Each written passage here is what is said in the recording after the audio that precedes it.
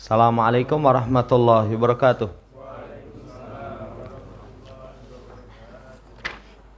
Innal hamdalillah nahmaduhu wa nasta'inuhu wa nastaghfiruh wa na'udzu billahi min sururi anfusina was sayyiati a'malina may yahdihillahu fala mudhillalah wa may yudlilhu fala hadiyalah wa asyhadu an la ilaha illallah wahdahu la syarikalah wa asyhadu anna Muhammadan abduhu wa rasuluh. Allahumma salli ala Muhammad wa ala ali Muhammad. Ma'asyiral muslimin rahimani wa rahimakumullah. Melanjutkan pembacaan Nahwa Akhlaqis Salaf, masuk dalam pembahasan baru Mukaffiratud Dzunub fi Dhau'il Kitabi wa Sunnah, penghapus kesalahan dan dosa dalam naungan Quran dan Sunnah.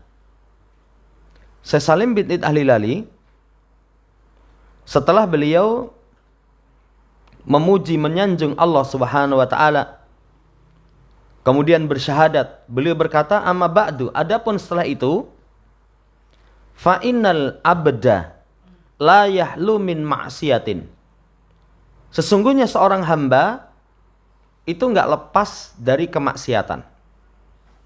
Enggak ada orang yang selamat dari maksiat. Fala yaslam min hadan naksi ahadun min bani Adam.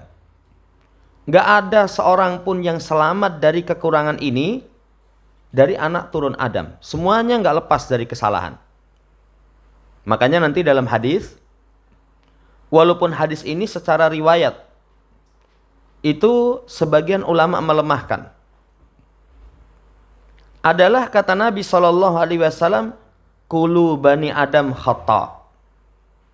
Semua anak Adam itu banyak melakukan kesalahan, nggak lepas dari kesalahan. Wal ma'sumu man asamahullah, adapun yang terjaga itu adalah orang-orang yang Allah Subhanahu wa taala jaga. Jamaah yang saya hormati, semua kita nggak lepas dari maksiat, nggak lepas dari kekurangan.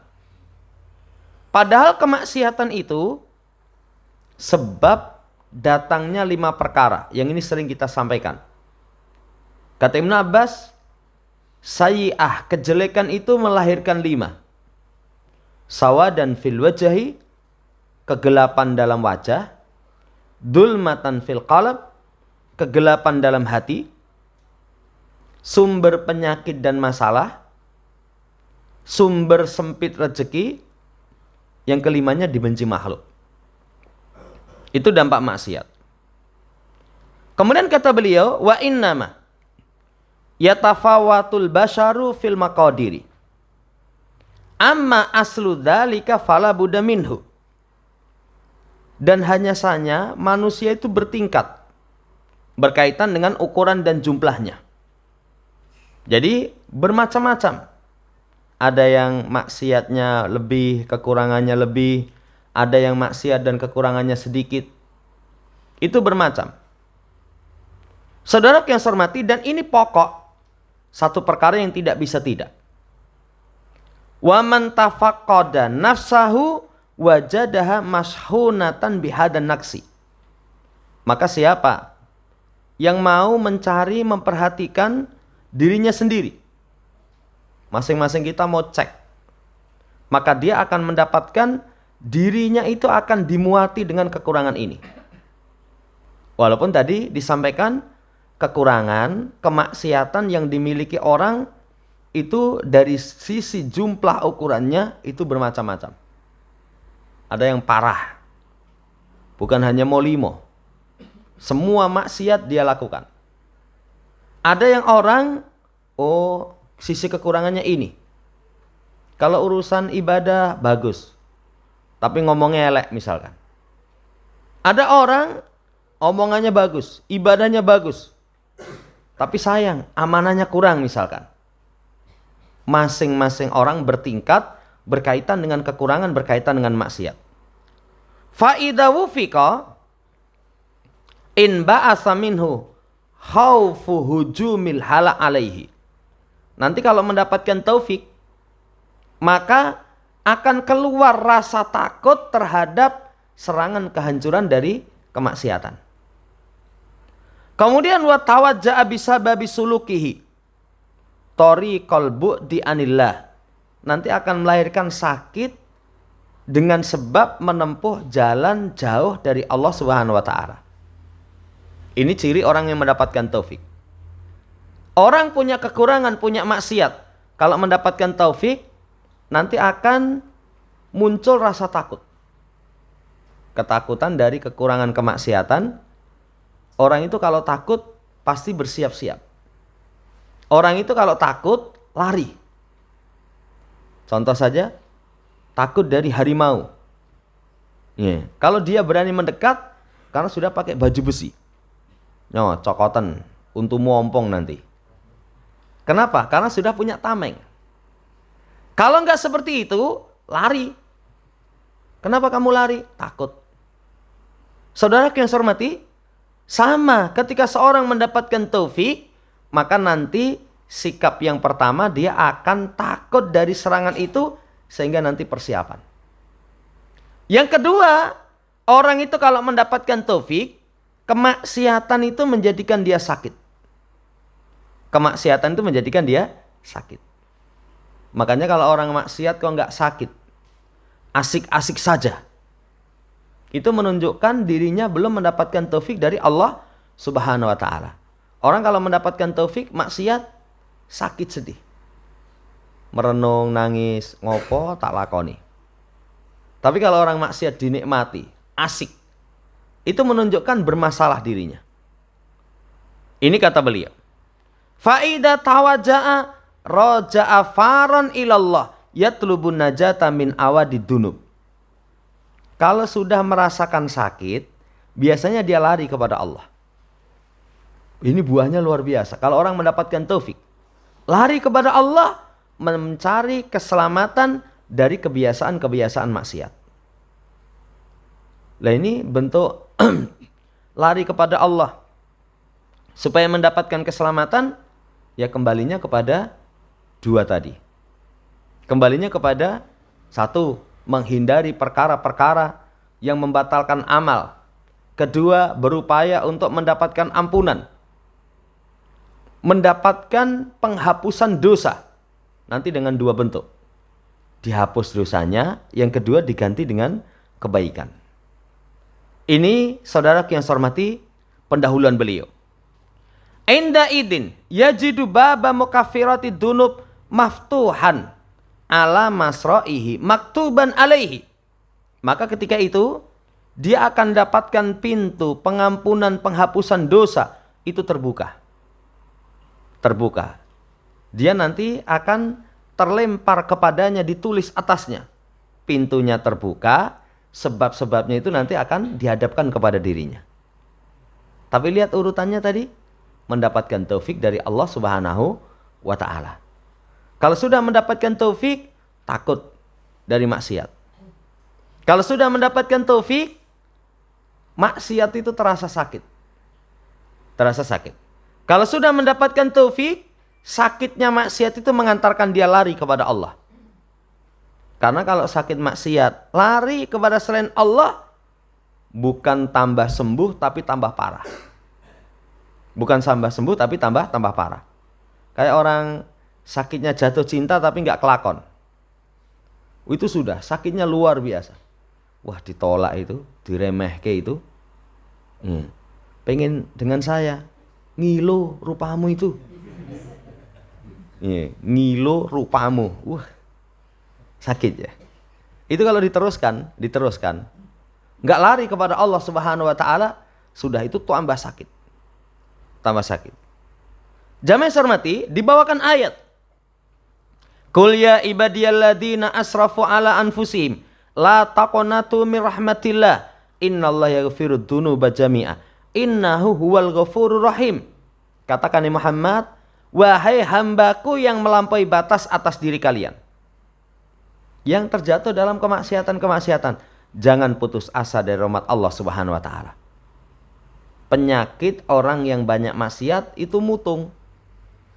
Kata Allah, jangan putus asa dari rahmat Allah. Sesungguhnya Allah mengampuni dosa semuanya. Dosa semuanya itu Allah kasih ampun. Dengan syarat, kalau seseorang mau mendekat kepada Allah Subhanahu wa taala, mau lari kepada Allah, taubat. Karena taubat itu lari. Kan pernah kita sampaikan urusan itu 3. Dunia, ketaatan, taubat. Urusan dunia, jalan. Famshu fi manakibiha wa kulu mirizki. Jalanlah. Makan rizki-rizkinya. Itu kalau urusan dunia. Urusan ketaatan, wasari'u, segera. Urusan maksiat, tobat, itu lari. Fafirru ilallah. Lari kepada Allah Subhanahu wa ta'ala. Cuman kalau kita kuali ya. Urusan dunia melayu, urusan ketaatan santai, urusan maksiat, oh meneh, taswif, saufa. Nanti. Tapi urusan dunia, wah sudah. Jamaah hormati, ini Allah mengampuni semua dosa. Berarti bersegera kepada Allah. Allah Ghafurur Rahim. Allah Maha Pengampun, lagi Maha Belas Kasih. Lah ini buah kalau seseorang mendapatkan taufik, maksiat itu mengantarkan lari kepada Allah. Bahkan terkadang proses seseorang menjadi orang yang baik itu lewat maksiat dulu bisa. Lewat maksiat dulu bisa. Ada orang kurang ajar gitu. Akhirnya Allah Subhanahu wa taala kasih pelajaran. Begitu dikasih pelajaran, nangis, lari kepada Allah, tobat menjadi lebih baik. Ya, menjadi lebih baik. Tapi jangan coba. Ya mudah-mudahan maksiatku menjadi pintu kebaikan. Biablas iso. Ya, kan namanya taufik Allah Subhanahu wa taala yang maha bijaksana. Tapi ada kalanya memang proses menjadi baik itu dari buruk dulu. Tapi ada yang prosesnya baik terus. Nah, ini Masya Allah. Kemudian, takfirud dunub ala durbaini. Pengampunan, penghapusan dosa itu ada 2 bentuk. Pertama dihapus. Yang kedua, itu diganti yang lebih baik. Dihapus ini sudah seneng ini. Dihapus itu nggak ditulis sebagai bentuk kemaksiatan. Sebagaimana dalam ucapan Nabi, wa'ad bi'is sayyi'atal hasanata tamhuha. Iringkan kejelekan itu dengan kebaikan. Niscaya kejelekan itu akan bisa menghapus. Niscaya kebaikan itu akan bisa menghapus kejelekan. Kalau orang berbuat jelek, diiringkan dengan kebaikan. Apa kebaikan yang bisa menghapus kejelekan? Taubat. Kedua, istighfar. Astagfirullah. Ketiga, amal ketaatan secara umum. Semua amal ketaatan itu bisa menghapus kejelekan. Seseorang ke masjid, jalan kaki, 1 langkah mengangkat derajat, 1 langkah menggugurkan dosa. Wudu itu bisa menggugurkan kesalahan sampai dari dalam kuku-kukunya. Ini yang pertama. Wahada maqamul af. Ini kedudukannya adalah kemaafan, dimaafkan. Nah, yang lebih tinggi tabdil. Tabdil itu faulaika yubaddilullahu sayyiatihim hasanat. Wa kana Allahu ghafurur rahim. Maka mereka itulah yang Allah ganti kejelekannya dengan kebaikan. Dan Allah Maha Pengampun lagi Maha Belas Kasih. Ini maqamul maghfirah. Ya, kedudukannya kedudukan mendapatkan maghfirah. Sudah, kalau maghfirah, kalau af itu dimaafkan, dihapus. Kalau maghfirah, jelek diganti baik. Jelek diganti baik. Ini Masya Allah, luar biasa. Kemudian kata beliau, faman ta'ammalal maqamaini wajada farqan latifa fal maghfirah fiha ziyadatu ihsan wa tafaddulin alal af wa kilahuma khairun wa busra. Siapa yang merenungkan 2 kedudukan ini, dia akan dapatkan perbedaan yang sangat lembut. Ampunan itu ada tambahan kebaikan, ada karunia dibandingkan dengan af. Jadi kalau orang dikasih maaf, itu kejelekannya nggak ditulis. Nggak ditulis. Sudah mending ya. Orang salah misalkan dimaafkan, mending itu. Salahmu tak maaf ke rata tulis. Tapi kalau maghfirah itu selain dikasih maaf, tambahkan lagi ihsan wa tafaddul. Kebaikan dan karunia. Ya. Kamu di perusahaan ini salah ini. Tak maafkan. Wis, dimaafkan. Ya. Tapi kalau maghfirah itu wis tak maafke, ya wis iki duite pean. Duite kon ngemek. Sudah dimaafkan dikasih uang. Dikasih uang. Itu biasanya ada orang ketika seperti itu lebih baik. Kemarin ada orang itu cerita. Jadi dia punya salah, disuruh ngurusi satu usaha itu. Punya salah, tapi bos itu apik banget katanya. Ujane yo piye, rasane berat. Tapi karena kebaikannya tahan dia. Dia tahan. Lah ini kalau maghfirah itu dimaafkan disertai dengan kebaikan. Makanya lebih tinggi kedudukannya. Lebih tinggi kedudukannya. Menunjukkan kalau seorang mendapatkan ampunan maghfirah dari Allah, luar biasa. Makanya lihat amalan di bulan Ramadan itu. Inti amalan di bulan Ramadan itu, ghufira lahu ma taqaddama min dambi. Diampunkan. Bukan hanya dimaafkan. Wallahu ta'ala alam. Kemudian kata beliau, ala ma'asmahadaddina wa ma'aisara manhajahu. Aduhai, alangkah lapangnya agama ini. Jadi agama ini amat lapang. Alangkah mudahnya jalannya. Ala kulin ma fihi min hatafin birif'ah wa samawi wa tuhri wa nadafah. Ya. Setiap apa yang ada di dalam agama itu terdapat seruan ketinggian, kesucian, kebersihan. Coba silakan renungkan. Syariat kita ini, semua syariat kita ini mengantarkan seseorang kepada ketinggian tauhid. Derajatnya mulia. Tapi kalau orang syirik rendah derajatnya. Sama kayu watu wedi. Benda mati takut. Takut. Tapi kalau seorang mentauhidkan Allah tinggi derajatnya. Kesucian coba. Lihat syariat kita mengantarkan kita bersih, suci. Kebersihan dalam syariat kita itu pernah kita sampaikan kebersihan hati, kebersihan badan, kebersihan pakaian, kebersihan tempat, kebersihan makan. 5 kebersihan, yang 5 kebersihan itu merupakan pokok kebaikan. Dalam syariat dituntunkan supaya tazkiyatun nufus, itu kebersihan jiwa. Meninggalkan maksiat, kebersihan jiwa. Seruan agama itu kebersihan jiwa. Kebersihan pakaian, wathiyabaka fatahhir. Pakaianmu maka kamu bersihkanlah.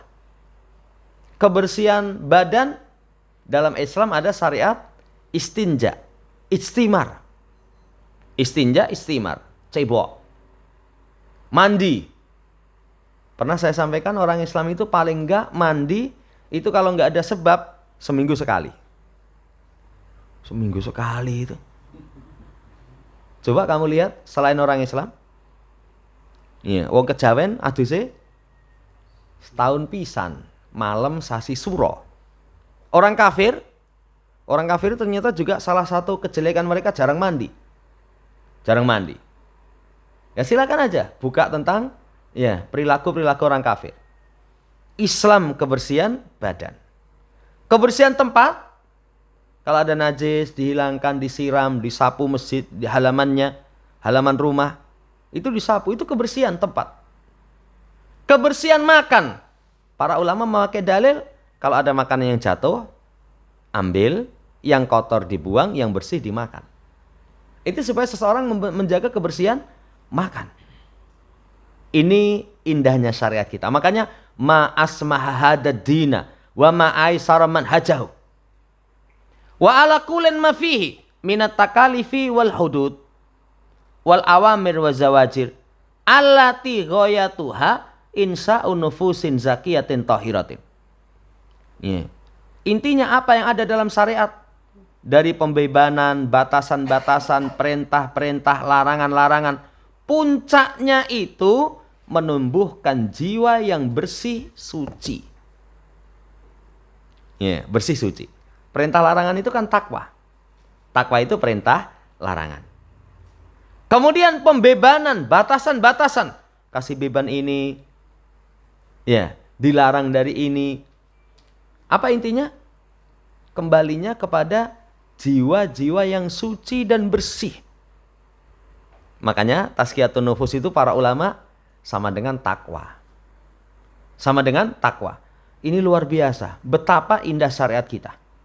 Sebagaimana dalam ayat ya ayyuhan nasu ubudu rabbakumul ladzi khalaqakum walladzina min qablikum la'allakum tattaqun.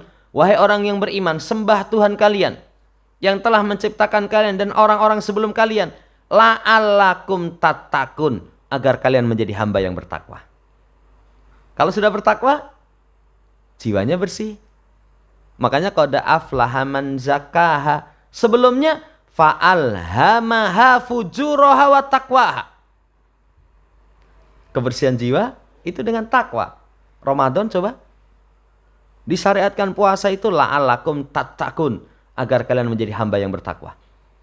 Saya pernah rangkum ucapan para ulama berkaitan dengan puasa itu wasilah takwa. Itu satu kajian. Itu luar biasa. Jamaah hormati demikian. Kemudian inna hadzal hataf wa hadi takalif la taghfulu dha'fal insani wa kusuri. Sesungguhnya seruan-seruan ini, beban-beban ini itu enggak melupakan kelemahan manusia dan kekurangannya. Allah kasih perintah, kasih larangan. Allah Subhanahu wa taala itu kasih beban, kasih batasan. Tapi tidak melupakan manusia itu punya kelemahan. Makanya dalam hadis Nabi SAW, ittaqillaha haitsuma kunta wa adbi sayyi'atal hasanata tamhuha wa khaliqin nas bi khuluqin hasanin. Setelah beliau perintahkan takwa kepada Allah dimanapun kamu berada. Setelah diperintahkan takwa kepada Allah dimanapun berada, iringi kejelekan dengan kebaikan. Kebaikan menghapus kejelekan. Kok disebutkan iringi kejelekan dengan kebaikan? Itu menunjukkan, saudaraku yang saya hormati, syariat itu perhatian. Kamu semaksimal kayak apapun menjadi hamba yang bertakwa, masih ada kekurangan. Masih ada kekurangan. Tadi disebutkan manusia nggak ada yang maksum. Walaupun pernah kita sampaikan orang memiliki nama yang namanya itu baik. Jenenge sapa? Soleh. Jenenge sapa? Maksum. Ya, jenenge sapa? Taki. Orang yang bertakwa kan? Jenenge sapa coba? Zaki misalkan. Orang yang membersihkan diri, tetap mereka tidak lepas dari kesalahan. Sampai bahasa para ulama, mandalladzi lam yuhti. Endi sing ra salah itu? Apa ada? Gak ada orang yang salah kecuali orang yang gila. Yen wong edan ora salah. Ora gelem salat lho wong edan. Deng itu malah udo kandul-kandul. Lah wong edan. Guys, kemarin tuh kita sampai malu loh. Jadi apa? Enggak pakai celana, ngau kelambi, melaku karo mangan. Ya sing isin kan awake dhewe padha lanange lho. Iya. Tapi dia enggak salah, orang gila kok. Jamaah hormati, enggak ada yang lepas dari kesalahan. Tidak melupakan kelemahan manusia.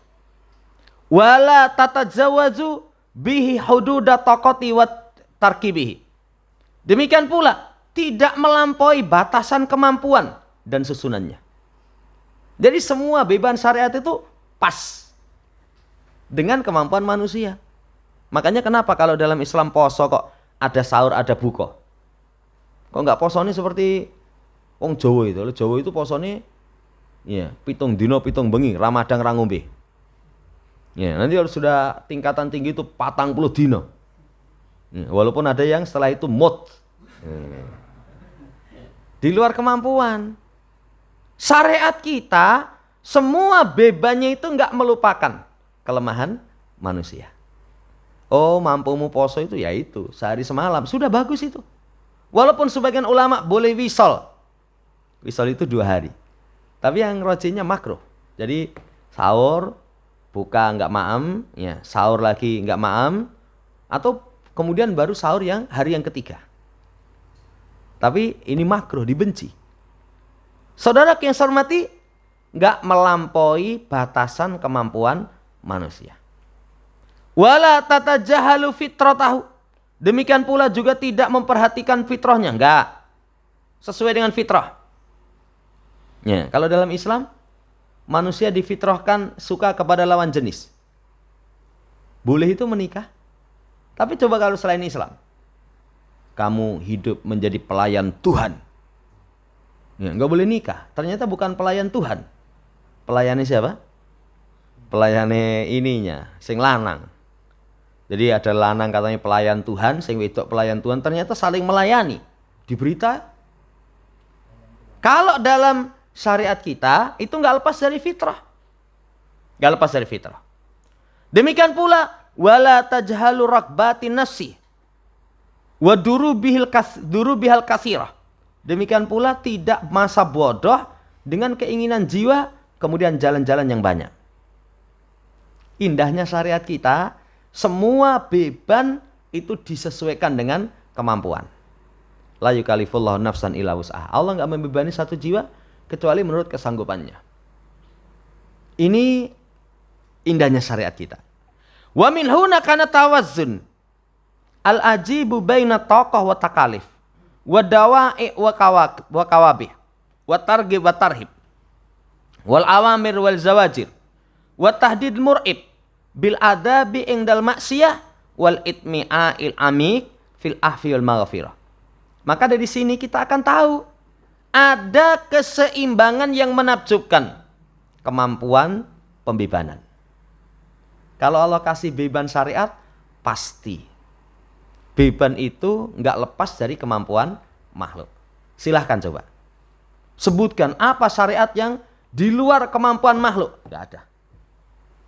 Tidak ada itu. Semua sesuai dengan kemampuan makhluk. Sholat, puasa, zakat, haji. Semua sesuai dengan kemampuan makhluk. Tapi kalau orang kafir, ketika mereka puasa itu menyiksa dirinya, lemu itu jadi kuru, setelah kuru itu jadi apa? Terus pokoknya diupayakan nanti awake dhewe itu dihancurkan, dibunuh, tapi tetap utuh visinya. Kayak rahib-rahib dari orang India atau mana kan begitu. Kalau syariat kita, setiap beban syariat itu sesuai dengan kemampuan. Dorongan dengan kekangan seimbang. Dorongan dengan kekangan seimbang. Didorong ini, dilarang ini, seimbang itu. Kabar gembira dengan ancaman, seimbang. Perintah dan larangan juga begitu. Kemudian ancaman yang menakutkan dengan adab ketika maksiat, dengan ketamaan yang mendalam, mendapatkan ampunan dan maghfirah. Itu keseimbangan yang sangat menakjubkan. Orang maksiat, oh maksiatmu apa tuh mas? Syirik, wah medeni itu. Tapi apa nggak ada pintu untuk diterima taubatnya? Ada. Coba kalau seseorang hanya ancaman yang mengerikan dengan adab, nggak ada pintu kemaafan, nggak ada pintu maghfirah, mutung. Terus sama apa? Syirik yang dukun bola bali saya, nyembah kuburan bola bali itu, jimat tak apa ini? Ayo tobat, seorang mas, mutung kan? Tapi imbang. Kamu sejelek apapun masih ada kesempatan untuk bertobat kepada Allah Subhanahu wa taala. Jamaah yang saya hormati, maka agama ini itu sesuai dengan jiwa manusia. Supaya manusia itu mengikhlaskan wajahnya kepada Allah, mengikuti petunjuk Nabi sallallahu alaihi wasallam. Adapun setelah itu ada rahmat Allah yang luas. Ikhlas mudah apa sulit? Angel. Untuk ikhlas itu sulit. Tapi ternyata pintu rahmat Allah luas. Ya Allah, saya enggak ikhlas. Astagfirullah, astagfirullah. Allah kasih ampunan itu. Iya. Demikian pula kekurangan-kekurangan itu bisa ditambal. Ada perintah, sholat. Sholat kekurangan. Ada bisa ditambal itu. Coba kalau enggak bisa ditambal. Sholat elek kayak gini, mutung. Tapi dengan ditambal sholat sunnah, bisa menjadi baik. Demikian pula ada kelemah lembutan kepada orang yang kurang, diterima tobat, diampunkan dosa, dibersihkan dosa, dibukakan pintu di depan orang yang kembali kepada rumah-rumah mereka dan halaman-halaman mereka itu sampai ke jannah. Saudara yang saya hormati, ini menunjukkan agama kita ini agama yang luar biasa. Agama yang luar biasa. Ya, wallahu ta'ala alam, dibawakan syair. Setelah dibawakan syair, maka kami bisodadihi huwa, maka dengan maksud ini ada sekumpulan dari ayat Quran dan ayat Quran yang jelas, hadis-hadis Nabi yang sahih. Ya.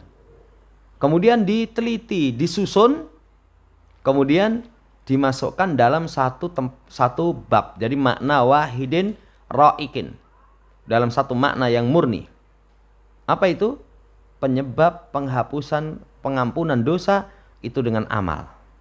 Nih, amal yang dijanjikan dengan diampunkan dosa, dihapuskan kesalahan-kesalahan. Ini beliau bawakan ayat dan hadis. Kemudian ditutup, ya, dibikin diurutkan bab-babnya supaya nanti mudah bagi pembaca, bagi penuntut ilmu untuk membukanya, dan kasih nama dengan Mukaffiratud Dzunub fi Dhau'il Qur'anil Karim wa Sunnatis Sahihatil Mutahharah. Ini yang beliau tulis, pendahuluan beliau demikian. Wallahu ta'ala alam. Insyaallah pertemuan seterusnya nanti masuk, ya, diawali dari Kitabul Iman. Termasuk yang sebab menghapuskan dosa itu adalah keislaman.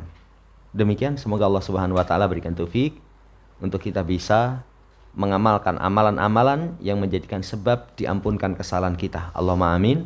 Subhanakallahumma rabbana bihamdika asyhadu an la ilaha illa anta astaghfiruka wa atubu ilaik. Assalamualaikum warahmatullahi wabarakatuh.